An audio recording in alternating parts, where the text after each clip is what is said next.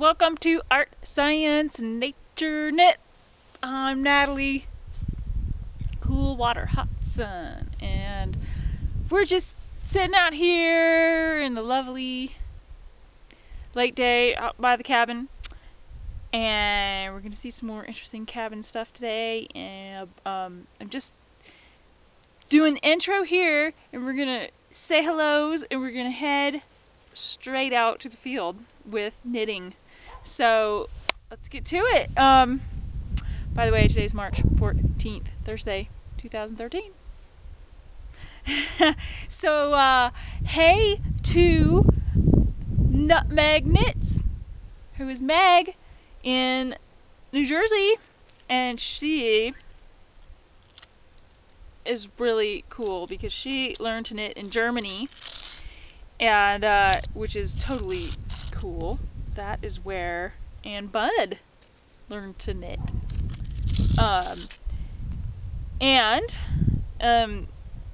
She is on a sweater kick, yay! And she loves audiobooks and podcasts, yay! And she loves Jane Austen, and so do I.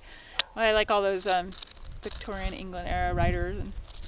And, so awesome. And she even her kids like the outdoors. And she totally turned me on to something I didn't know anything about when we had our favorite outdoor place. She educated us all about the Adirondacks, which is this huge natural area where people live in, but it's got the largest trail system in the United States, and it's one of the largest state parks.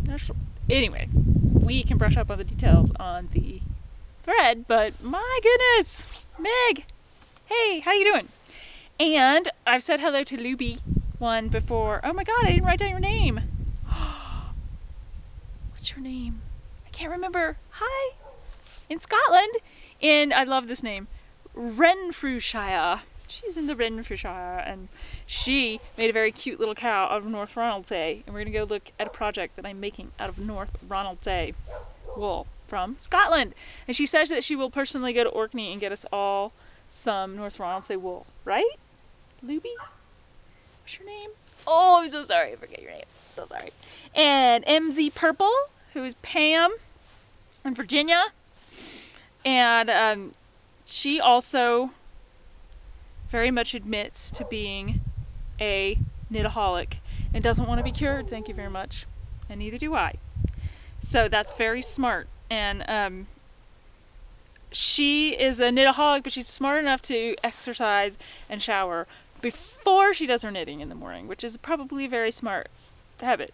I kind of do it the other way around. And she loves her Hiya Sharp, her needle set. Did you figure out what to do with your little rubber? She's threatening to open an Etsy shop. So come on, Pam. Let's see it. So, hey, Pam. Glad you're with us. And Yarnyacker from New Brunswick. She even gets her husband to watch. Yarnyacker, what's your name? I didn't write your name down either. I'm sorry. Oh, hey. Actually, maybe I have you guys up. Hang on. Actually, Hall. No, I don't. I won't do that to you guys. But hi. All the way up there in New Brunswick. Oh, such a beautiful place. Are you listening to fiddle music right now? I hope so. And Sunny Day Knits, Vicky from Dripping Springs, Texas. Another Texas neighbor. How's it going, Miss Sunny Day Knits? It's always a sunny day in Texas, right? In Central Texas, which is west of Austin, which is like hilly, and it's not like the flat, right? Vicky, is that right? And she's been to Durango, and I have a friend from Austin who might move actually towards where you're at, so we might come visit you. Wouldn't that be fun? And she teaches 2nd grade, and she loves science. All right. All you science teachers who are in this group should be talking. And Sister Club, Tina in Antwerp, in Belgium. She's actually from Australia, but she's living in Antwerp. So I think she has a policy that she can only live in places that begin with A. Is that true? Tina, tell us. And she speaks Flemish with an Australian accent.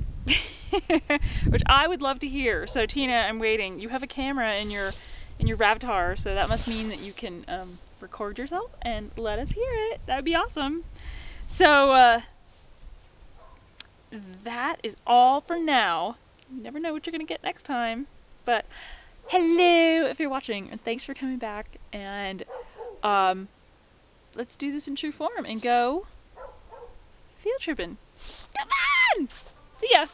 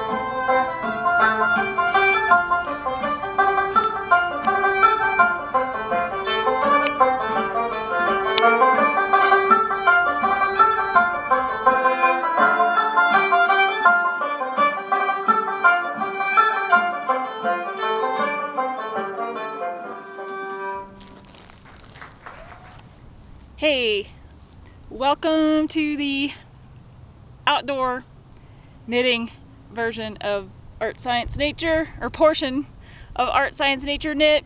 I brought you out here because I wanted you to see that in the background. That is, so, just to let you know, so I am, it's really sunny, so I'm sorry if you can't see my eyeballs.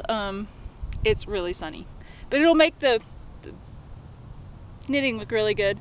And so we're right above town. Town's right below us, just down that hill. So if you hear some traffic noise, it's a busy, bustling day. And so town is down in the valley along the Animas River, which is flowing that away.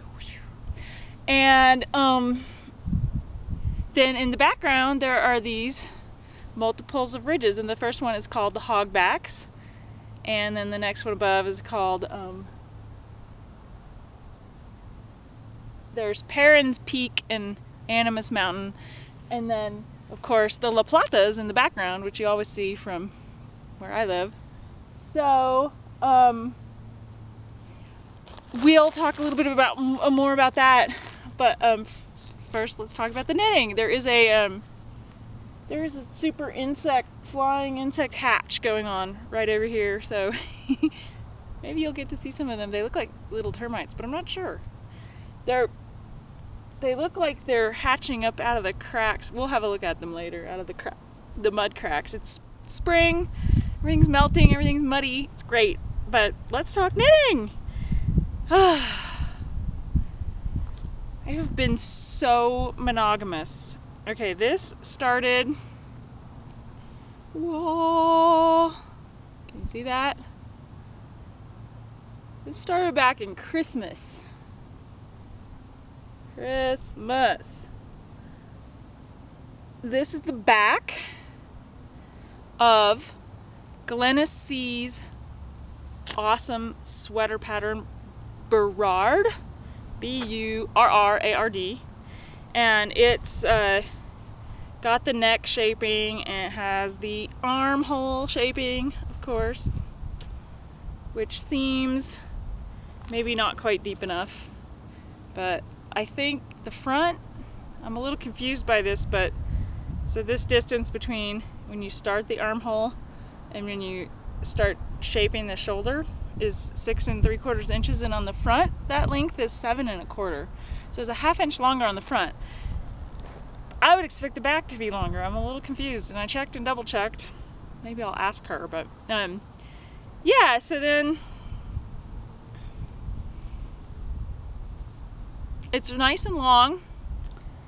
It goes down to my waist, past my waist. So I'm modeling this. I have a vest that I really love to wear all the time, and it's a little too short.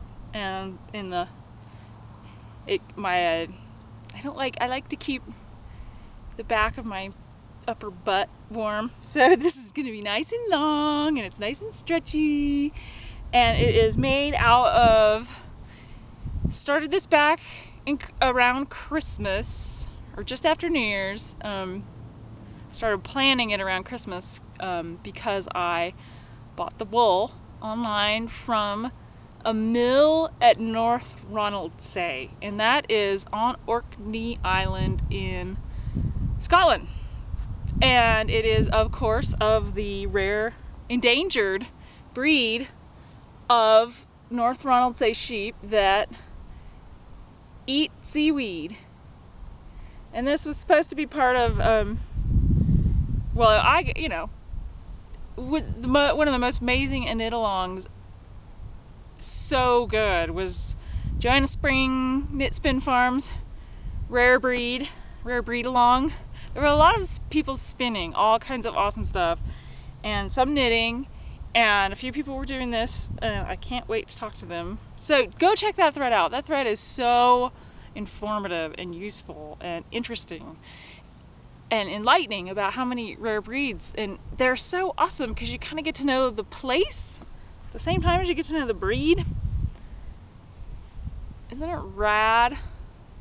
I love it. So that ended at the end of February, and so I didn't get to enter whatevs. It was really fun to follow along in the book. So I have that done, and I have 2 fronts, but I only brought one because they're pretty much the same. And what is going on here, there is waist shaping on this sweater. I'm making it a vest only. She has sleeves on hers, on the pattern, but so what's going on is being shaped for a pocket. The idea I got from Miss Fancy Pants from just watching.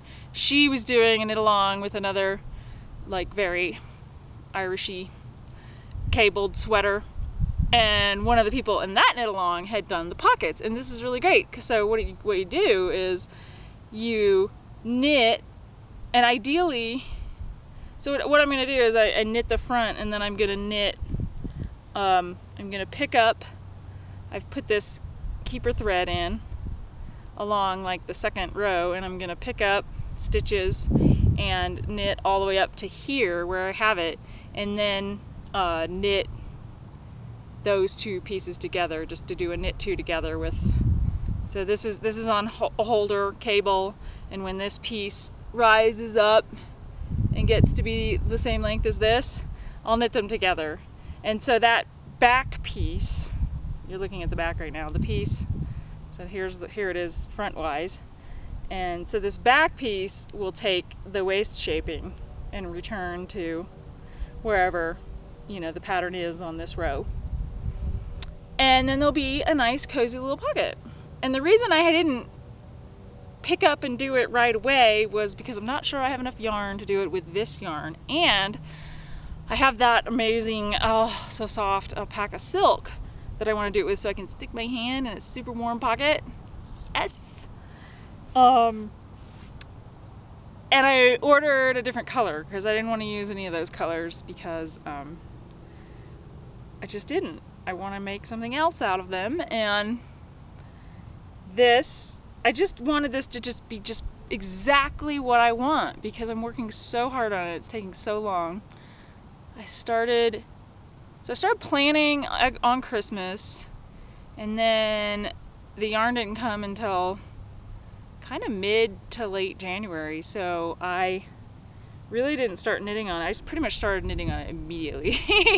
I had already taken all my measurements and measured that vest that I really like to wear and figured out exactly what I was going to do and all my modifications, so I was ready when the yarn came. So I started around mid-January, and I pretty much worked almost on nothing else in my free time, which is kind of a lot of free time. A lot less lately for me, but yeah, like, and so I've got these two pieces and the back, and what I'm doing on the front, so the pattern here, I'll show you the pattern. The pattern is lovely. There it is. Glenna C, I completely recommend. Her patterns are, at least this one so far, and all the other ones I've just perused, are so pro. They're just no mistakes, really clear, really simple, beautiful, if you like her stuff. So here's her collar. I'll show you. Let me fold that up. She does this little, whatever you call that, tapered collar. But I am not going to do that. And of course she's got the button band, and I'm not going to do that either.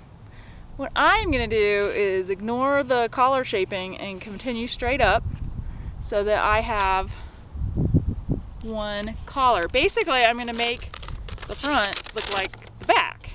So it has this tall collar that can fold down, and I'm just going to continue that all the way up the front.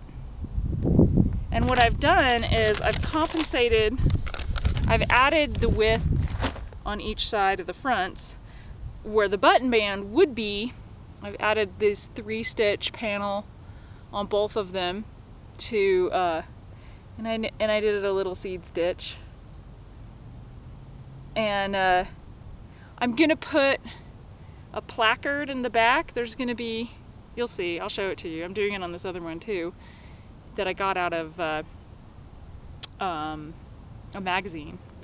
But basically, you go back and you pick up, so this is the back, you pick up, almost like you're going to do a button band, you pick up stitches all along the inside and knit this way so that you have a backing for it. And then you can sew your zipper in it, and so it's completely hidden.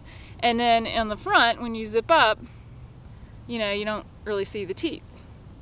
And so I'm going to do that, and it's going to come all the way up. And then this is very nice, but I don't think it's next to neck. It isn't next to neck softness for me. And I want it to be really warm, so I'm gonna knit the collar so that it's double thickness, and then I fold it on the inside. So I'll knit most of it so the outside looks like the Ronald's A, and then I'll knit twice as much and fold it under so that the inside is all soft and warm. I know, I'm kind of a junkie. I got into this conversation with the sheep raiser in Petaluma, who, when I said, do you have anything soft? She said, well, I really want to buck the tide of people wanting only soft things because it pares down the number of breeds we have. So I'm with her on that, but I think we can keep the soft breeds alive too and use them sparingly if we need to. I don't know that we have to, but silk, I'd like to keep that breed of sheep alive, the silk sheep. Faux show. Do they really unwind silk cocoons by hand? I need to look that up. Anybody know that? That'd be good to know. Anyway, so I have to come up with some neck shaping for the front on my own, but I think it'll be fairly simple to pretty much continue the center line straight up. I like this wool, this yarn. I don't know if you'll be able to see this. There's really nothing to see, but that it is so stretchy. Okay, here's a good example.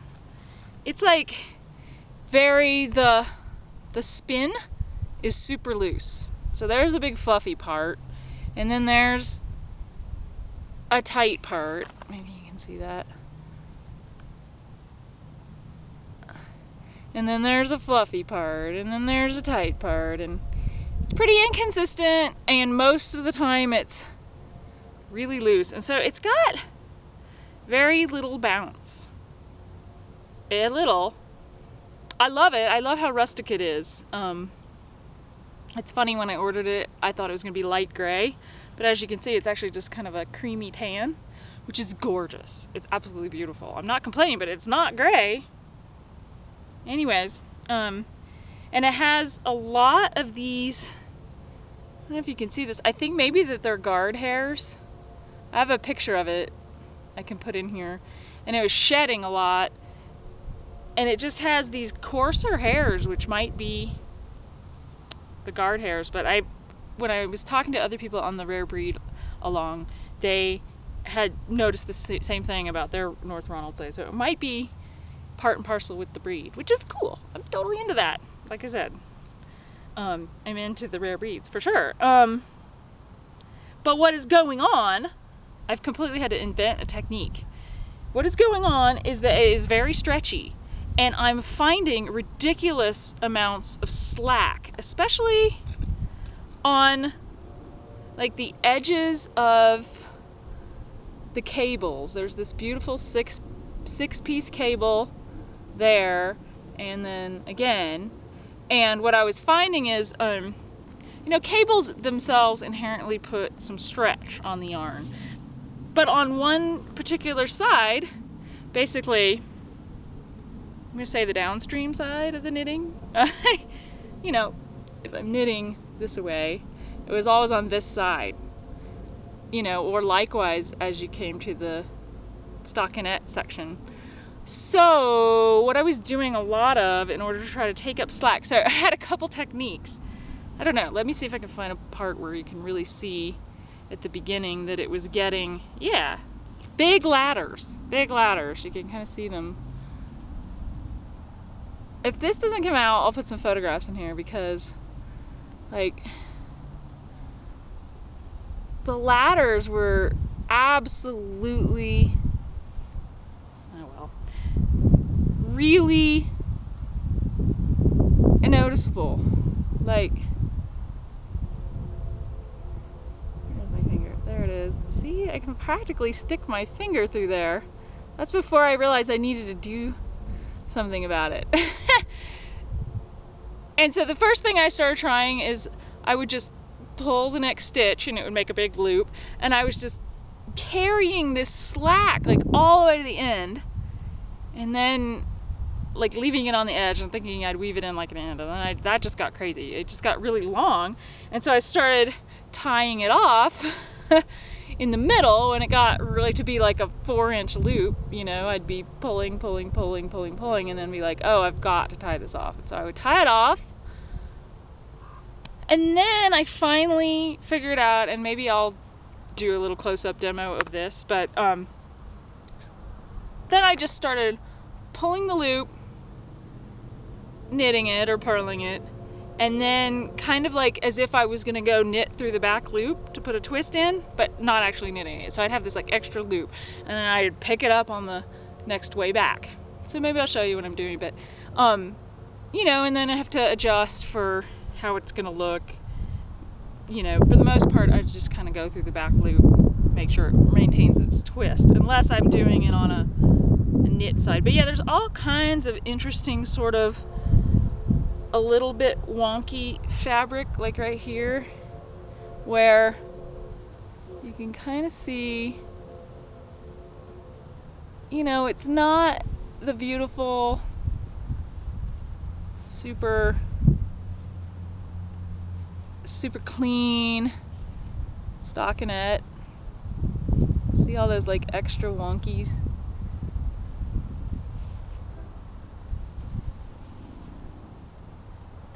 You can see it all right there. There's mega contrast.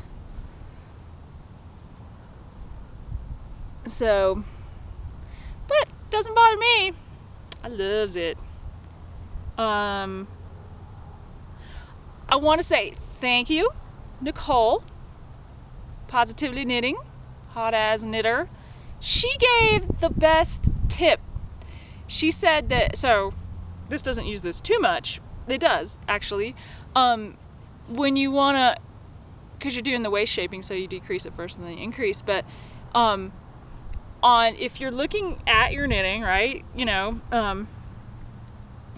on one side you do make one, but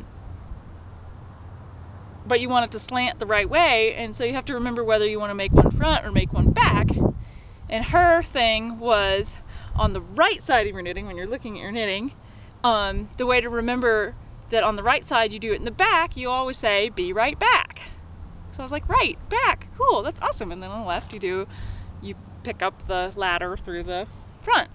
And I thought, oh, we need the same sort of mnemonic device for, so thanks Nicole, that was awesome. And so we needed the same thing for slip, slip, knit, and knit two together. And you always do slip, slip, knits on the left, so SSK. I don't want to be left out of SSK, even though I'm not really going. I'm probably not going to go. No, I'm not even in. I might, on a whim, but probably not. I'll probably be working. But anyway, maybe that's not the best way to remember, but that's now how I remember it. So she spurred me on, thank you, and maybe that'll help you too. So don't want to be left out of SSK. If you go, you'll be right back. So hope that helps. What else is there to say about this? Yeah, so the looping is all over here. It's all over. Oh my god, some of these are so, you can really see the ladders.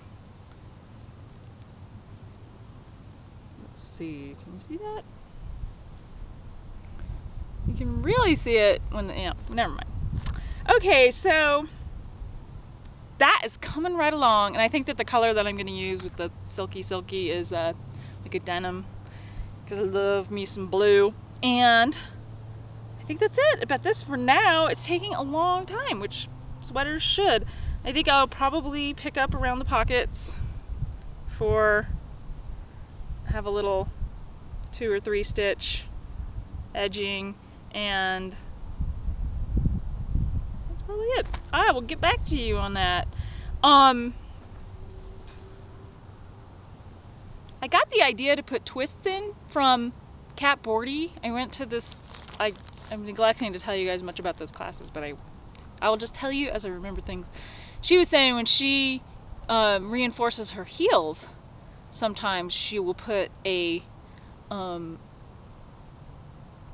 she'll put a bunch of twists. She'll basically stagger the twists in a grid. So like in this row, you're doing all the odd numbers, odd numbered stitches get a twist. So you knit through the back loop. And then in the next row, all the even numbers get a twist, and so on. And she says that that really gives things strength and integrity. So I thought that was interesting. And then another way that she deals with ladders, listen up, Janet, Melissa, you were asking about ladders. This may actually help, especially on socks, because you know, if you're doing them on 2 circular needles or magic looping, sometimes you always get a ladder when you're switching to the new needle, or anywhere. She says what you can do is drop that first stitch, put it on a holder, and then come back later and weave it up through what you make, and that will take up your ladders.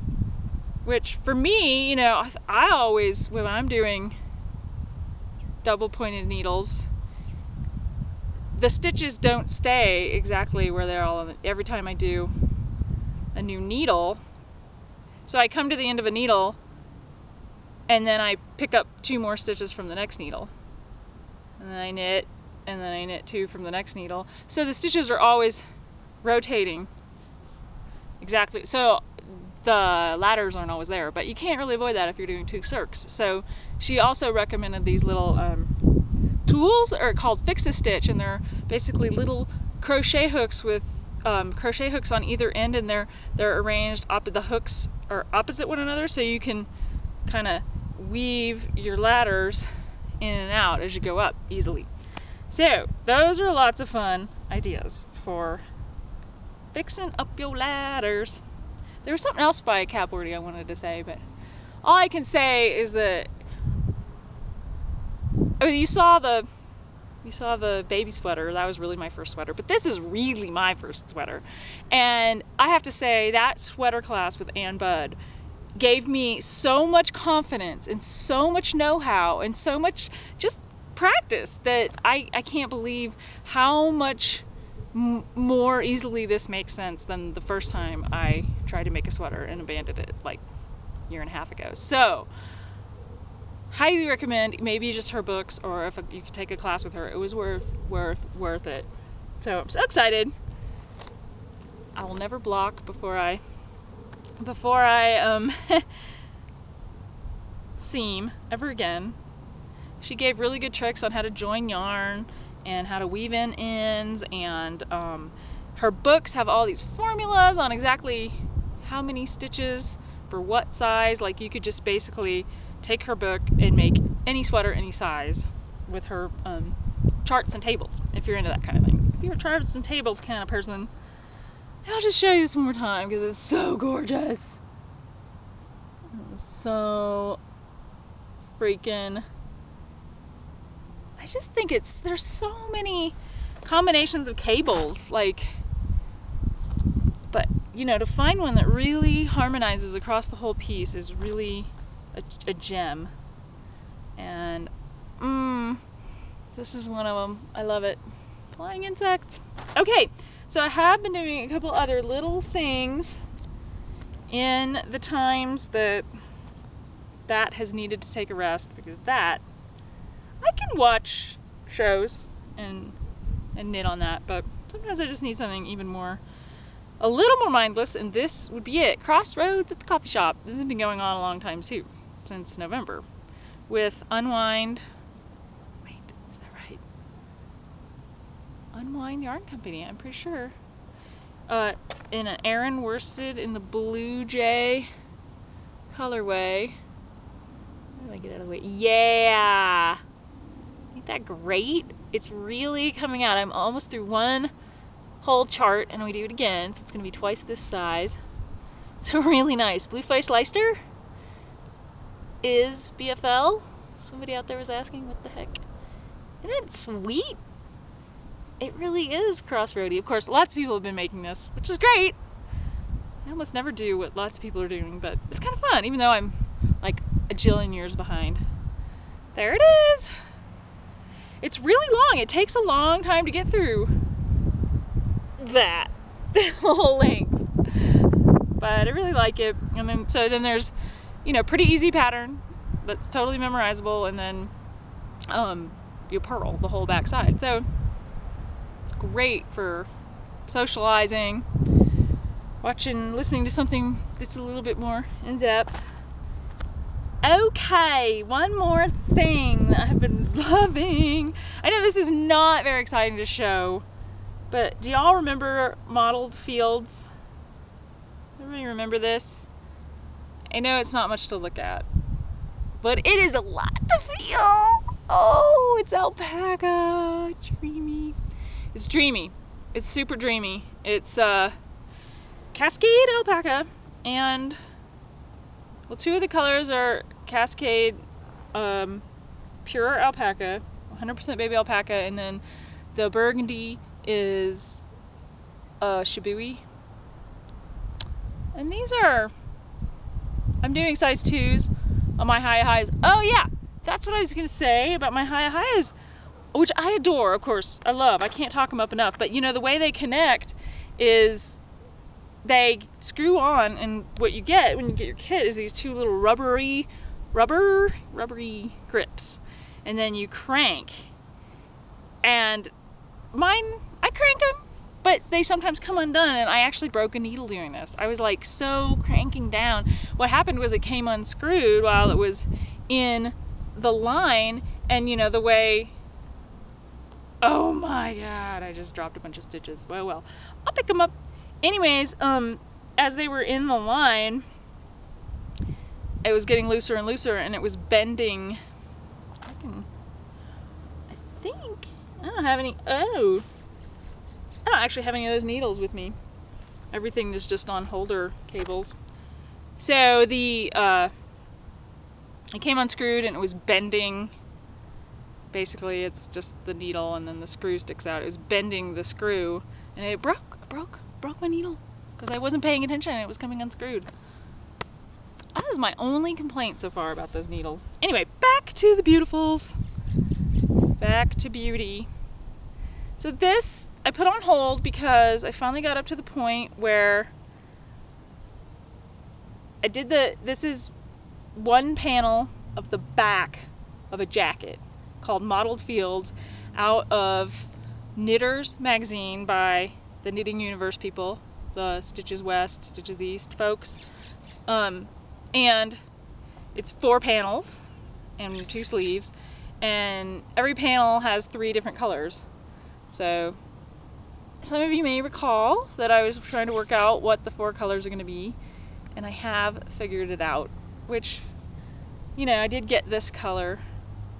It's a pretty good likeness. But, you know, this is really hard to show you, and it'll be way better if you see it later, but basically there's going to be that, and this is another one of the color combinations. And then, you know, so it's a big decision about what goes next to what. And so I started swatching all the other colors with this, and I think I figured it out, but I won't run down that with you guys. There's a whole bunch more colors.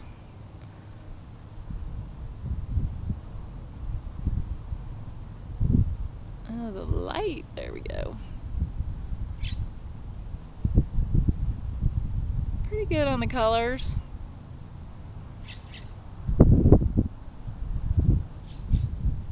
So, it's hard. I've done 1, 2, 3, 4, 5, 6, 7, 8, 9, 10, 11, 12, 13, 14, 15, 16, 17, 18, 19 swatches to get 6 panels. So I'm leaning towards combinations like this. I'm definitely leaning away from some sort of garish. There's colors I'm not going to use at all. I'm not going to use this yellow at all. So that's been like most of the work, believe it or not, because this is really easy knit with a slip stitch sort of texture. And so I started out doing one size in this, and when I increased up to the next size up number of stitches, and I'm just going to do all the rest of the panels in that next size up, just because I didn't think this was coming out big enough. And it also is going to have the zipper, and it's going to have full sleeves, yay! So this is Frog Tree Alpaca, but I just found out what is their deal? Eco-sustainable? I don't remember, but they're ecologically, socially good. So that's that, and I'm super stoked that you guys came out on another Art Science Nature Net hike. And we'll go hang out elsewhere, but I just want to let you know this is the book that I get a lot of my nature info out of, at least for this region. The Western San Juan Mountains by Robert Blair, edited. There's lots of authors. The Western San Juan Mountains, they're geology, ecology, and human history. So I'm going to go brush up on a few facts and tell you more all about that awesome stuff. So enjoy! See ya!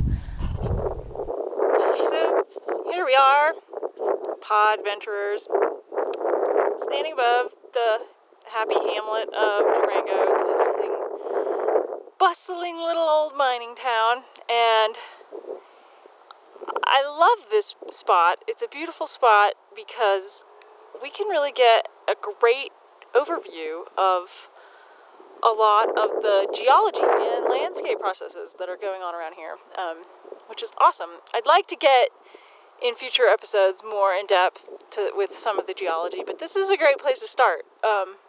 So we'll start here and we'll see what develops as I learn more about geology details. So let's see, can you see way off in the distance, the very high white peaks, those are probably the Needles. So north of here, probably about 15-20 miles, are a vast area of high mountain peaks, of which you can only see a few right now, snow covered. And they represent some of the very oldest rocks around here. They are some of the Cambrian and Precambrian, which is about 500 billion years old and older, and maybe up to about 400 billion. I'm not exactly sure, but that's the range. Are really, really, really old, very hard, very compact, very dense granites and quartzites, and extremely resistant to erosion. They're like solid quartz crystals, practically, almost, and other very hard minerals. And so they form the very, very high peaks because they do not erode. And that's what was hanging around a long, long, long, long time ago. And then over time, then most of what you see around here are these dipping strata. So probably many of you already are familiar with the idea of sedimentary rocks forming layer cake kind of layers and alternating. So from about 240 million years ago to about 65 million years ago,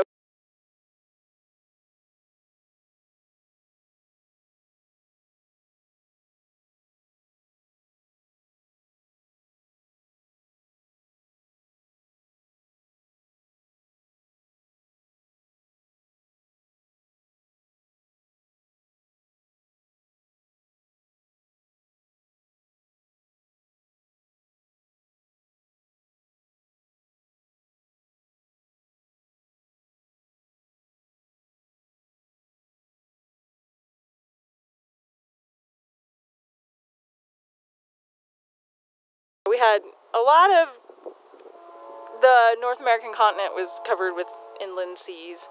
The Mesozoic, basically. Think dinosaurs. And just accumulating enormously thick, thousands of feet thick, of this sedimentary layer cake. And so we'll go back over here to, and they're just piling up, nice and flat, in these layers. And so you can see over here, if you look off, you can see a nice flat surface on the right that's dipping kind of toward us. If you could pet the trees on that flat surface, it would be pretty flat if you had a huge hand. And then its rim is some white, probably sandstone, called the Pictured Cliff Sandstone, and that's holding cliffs. And so what you can see is the alternating layers, sandstones, and then below that is a shale called the Lewis Shale, and you can see how that forms kind of a slope. The cliffs are vertical, and then the slope forms sort of an angle, and then there's another band of cliffs, the Pictured Cliff Sandstone, and then another shale below that. So the sandstones were deposited when the seas were accumulating with sands, like at the beach. And they're kind of hard and resistant, and they're really old, so they've been cemented together, and they stick together really well and form cliffs. But then the shales, they're deposited more like in a giant, you could say like a giant lake, or way deeper out to sea, where more fine-grained particles have been able to float out and then settle down. And those are usually clays and muds and very soft, and they want to fall apart easily, so they form more slopes. And we'll go look at that cliff in more detail a little later and talk a little bit more about the different kind of rocks and what they might have in them and what kind of fossils and all that kind of stuff. But take a look at those big high mountains again, those granites and quartzites. They're gonna come back right here where we're standing a little bit later. But yeah, so then, you know, over time, those flat layers are disrupted. They're uplifted and deformed. And remarkably, not as much in these interior parts of the world, in the West, Colorado, Utah. A lot of them stay relatively horizontal and flat. Around here, there was an uplift that has tilted everything to the south. So we're standing east of Durango, and we're looking west, and to your left is south. And everything, you can really see it in these. So these are some of the, so we mentioned the Point Lookout Formation, which is on top here. That is Perrin's Peak above Durango. And then also to the right, also, what's it called? Point Lookout Sandstone, the cliffs of Animas Mountain. That's where we were standing when we were looking down at the meandering river valley.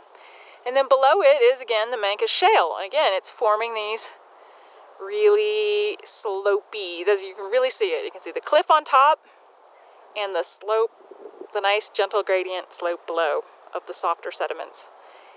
And then the dipping is really obvious over here. See, everything's kind of sloping down and to the left. Because of the movements of the continents. And then, about 60 to 40 million years ago,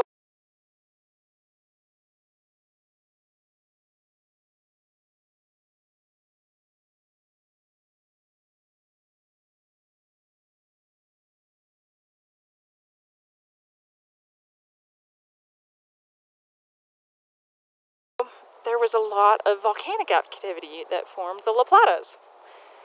And these are a lot of just eruptions and multiple, like 15 phases of eruption, and so you just get all this like volcanic rock coming out from deep in the earth and spewing out and glopping up and building up high onto itself. And that's what those are. I know we look at those a lot. We'll go out there sometime, I promise. And so then, more recently, say in the last 300,000 years, you get all the beautiful effects of glaciation.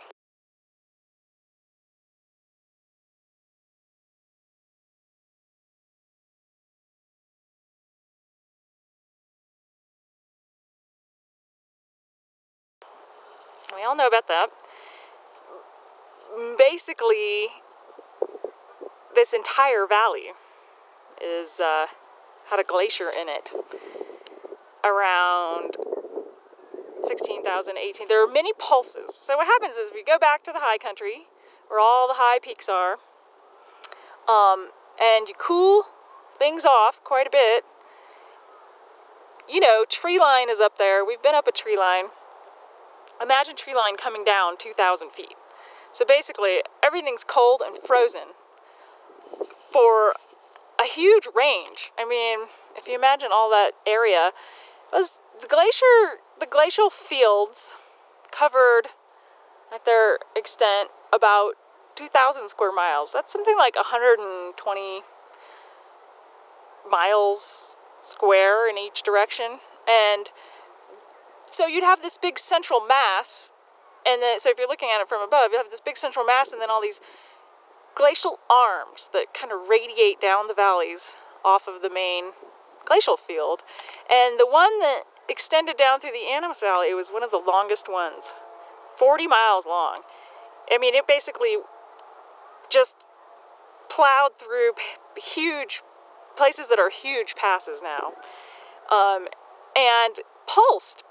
It would grow and shrink and grow and shrink, so that 40 miles would get longer and shorter and longer and shorter, you know, between 300,000 years ago and 18,000 years ago, or 15,000 years ago. The last glacial maximum, based on the Greenland ice cores, was about 18,000, and the retreat here has been dated to be about 15,000 years ago. So 15,000 years ago, all these glaciers are starting to melt, and the climate is wetter, so there's a lot more moisture and rain, and you can imagine this entire valley just filled with water, like a giant river, and it's carrying huge boulders. It's basically scraping down.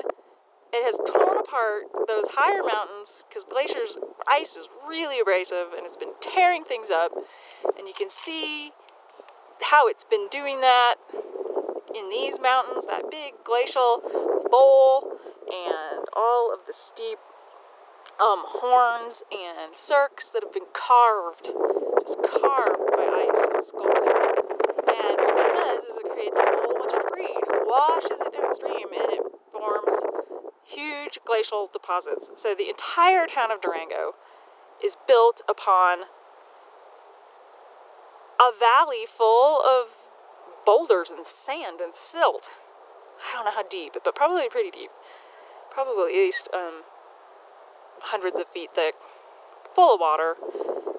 Really just giant mix of sizes, and usually pretty rounded because they've been basically ground through the mill, the glacial mill.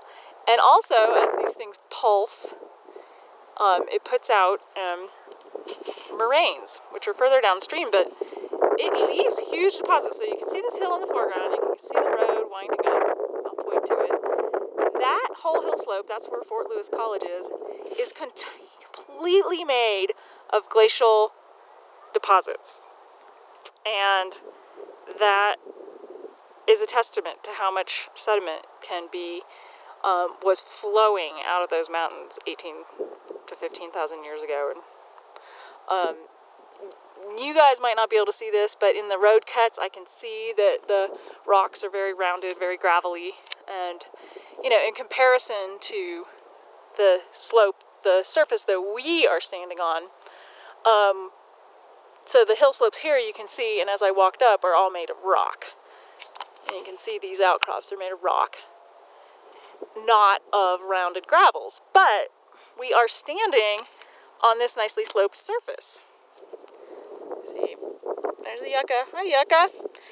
And it was probably also carved by ice and made into a nice flat surface. And these surfaces are in sort of stair steps. As you come up from the river, which is down in the middle of town, there are about 3 steps up from the river, every one of them being a river terrace.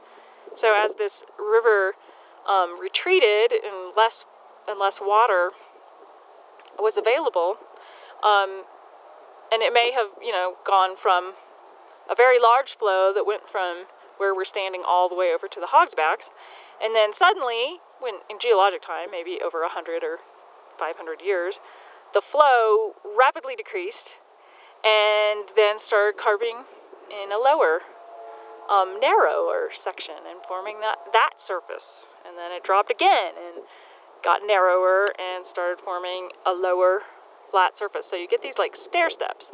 Although I think that the surface that we are on was actually carved by the glacier. And the evidence that we know that is really cool. We can walk over here and go look at it. So we'll say goodbye to town, see you Durango, and walk over. So as these glaciers, like I said, are pushing rocks around across surfaces, they show up on some of these surfaces. You can see that the mud that we're looking at here is derived from the local rock. And this may even be a nice red sandy soil that is from wind-blown sediments that blew in here. Because the rock itself, we'll go look at it, that's sandstone, and it deteriorates into sort of a more like really sugary granulated kind of thing. And then this red surface, I believe, is a clay loess, it's called. It's a wind-blown deposits that blew in dust, basically, and it weathers to this very clayey. Oh yeah, speaking of weathering, I think the hogbacks are absolutely awesome because they weather into this mucky clay, and it's only just by virtue of their chemical composition that they form those awesome rills You can go climb around on that, but it'll be slippery. It'll be like dusty powder when it's dry and mucky, clay, slippery muck when it's wet.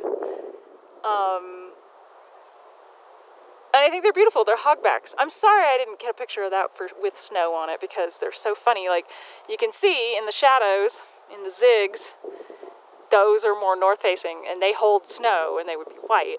And then in the more south-facing zags, those often will just be bare.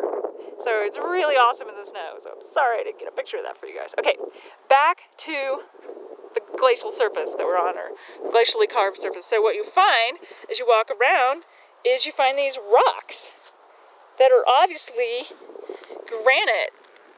Sparkly, very different, very much not sandstone, very crystalline. And again, we'll go over here and we'll look at some more. Let's check it out. There's some. And, you know, these will come.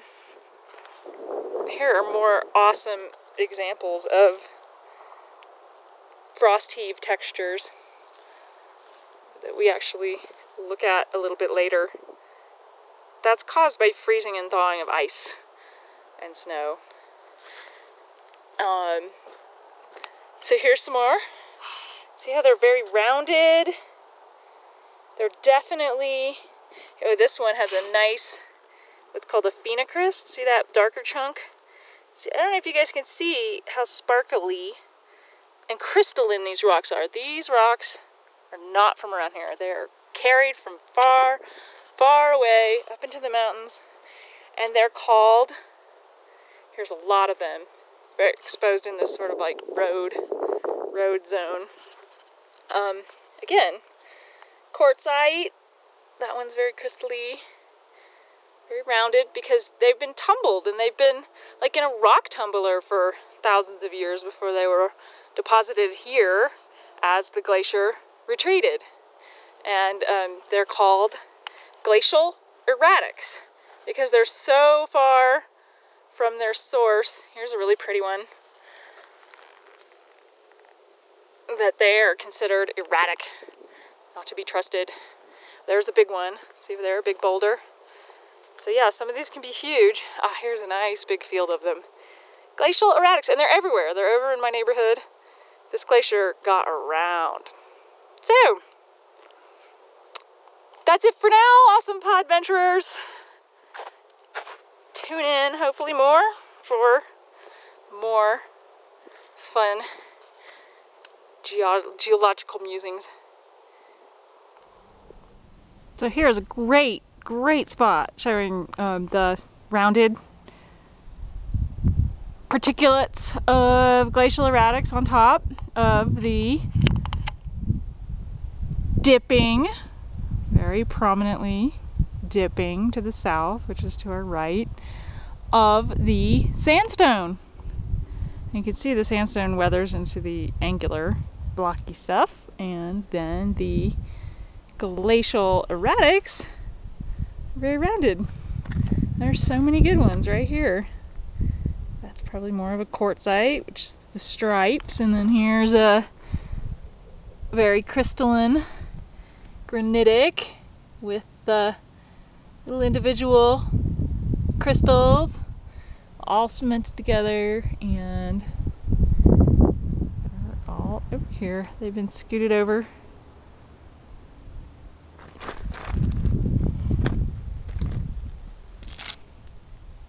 Really nice quartzite, or nice.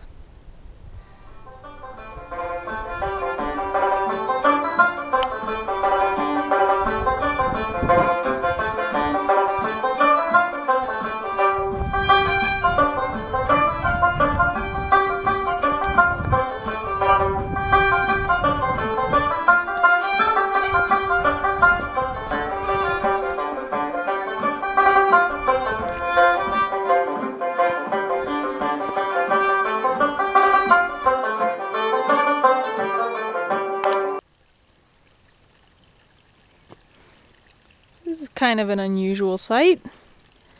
We are getting flow in the little creek. Here we are on the bridge. And yeah, the water, this arroyo is usually completely dry. And up until 10 minutes ago, it's about 4 p.m. after daylight savings time. And it was a cold morning. Everything stayed pretty frozen till about 10, which is kind of late because it's been cold. But it started to get warm by 2.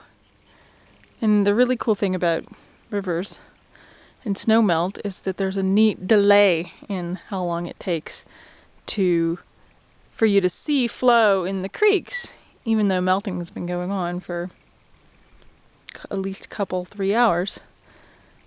So this is kind of neat. I've been waiting all day, hoping to get flow. We've had flow here, I don't know, for about a week now, that it's been really warm and the snow is finally starting to melt. And it's not going to last for long, maybe just a couple weeks. So let's go around to the other side. You can see, I want to show you more about the soil. It's muddy. That's my point. I'm gonna go up and over. Oh my god, look, knitting. Imagine that. This is where I've been spending the afternoons. So the dirt is what I wanted to talk to you about. So we were just up looking at the Mancus Shale up outside of Durango, and it's huge. It's an enormous formation. It goes on and on for miles in all directions, and we, being not far from Durango, are right on top of it. And I just want to show you. So some of these formations that you see are from drying. There's some cracking, and then there's some neat texture that is from when the soil gets heaved up. A lot of you probably know about frost heave. When water freezes, it expands, and so it pushes the soil out of the way in these lovely little patterns.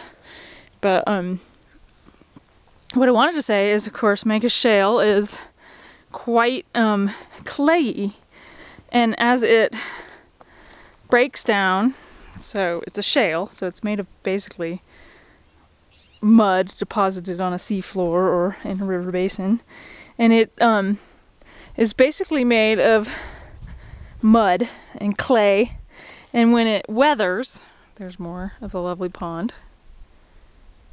When it weathers, it breaks down really easily into clay. See how sticky that is? I could easily turn that into a ball. And there's a lot of organic material in here, of course, because, well, yeah, a fair amount. Microscopic and large. And it feels like there's quite a bit of silt, actually. Also, this may be a nice combination of clay and silt. Not a lot of sand. If we were doing a soils analysis on this, we'd probably, I would guess, because it's so spongy, it's nice and spongy, bounces really easily. That's the silt, and then the really sticky is the clay. And if there was sand, you'd feel the grit, but it's not in there. This is how you do. This is loosely based on the USDA soils analysis triangle. But anyway, yeah, when it gets wet in the spring as the snow melts or it rains, it turns into glunklety, glunklety, glunklety, glunklety, gross mud. And see, I'm getting my boots really messy just for you. Of course, we're going down into the riverbed, but it's like this everywhere. And so, whoa,